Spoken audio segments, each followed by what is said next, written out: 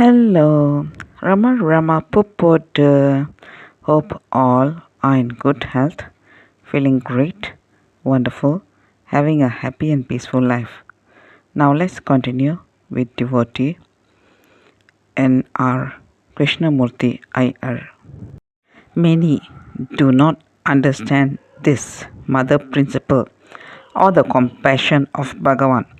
Granting the spiritual experience is the father principle. To sustain it in oneself, Bhagavan compassionately extended the mother principle of feeding the body with food. That day, when I was thoroughly shaken up by Bhagavan spiritually, physically too, he showered his grace on me through food. A leaf plate was placed on the bare ground. 2 courses of rice with sambar and buttermilk were served. Though simple, it was the food of the gods. This prasad solidly bound me to the sacred feet of my Sadguru, Bhagavan Ramana. Professor N.R.KrishnamoorthyIyer was born in 1898 in a village near Trichy. His father, Ranganatha Iyer, was a reputed lawyer in the city. His uncle, Appachi Iyer, would often visit their house and talk about Bhagavan. N.R.K. did not understand much at the time, as he was only 15 years old. Fortunately for him, the entire family of 20 members went on a pilgrimage to Tirupati.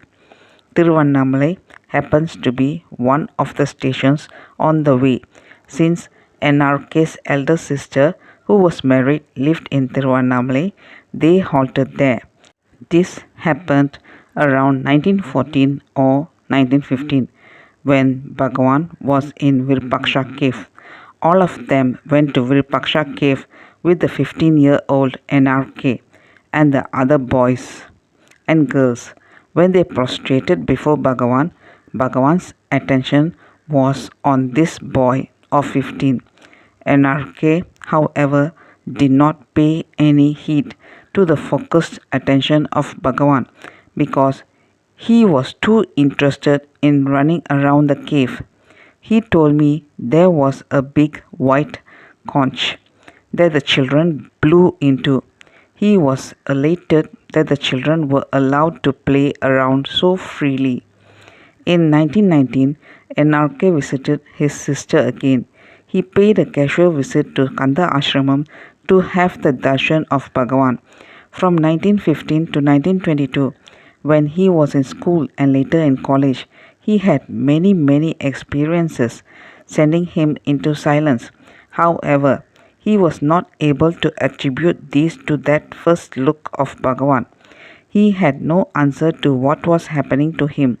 When the professor of his college asked the students to write an essay or an article in English, everyone else would write endlessly, but N.R.K. was not able to write even a single word because his mind was blank. In those days, he never attributed these unexplainable spells of inner silence to that glorious look of Bhagavan. But when he shared the experience with me later on, he said, I recollected that the entire route of my inward spiritual journey began from that single look of Bhagavan.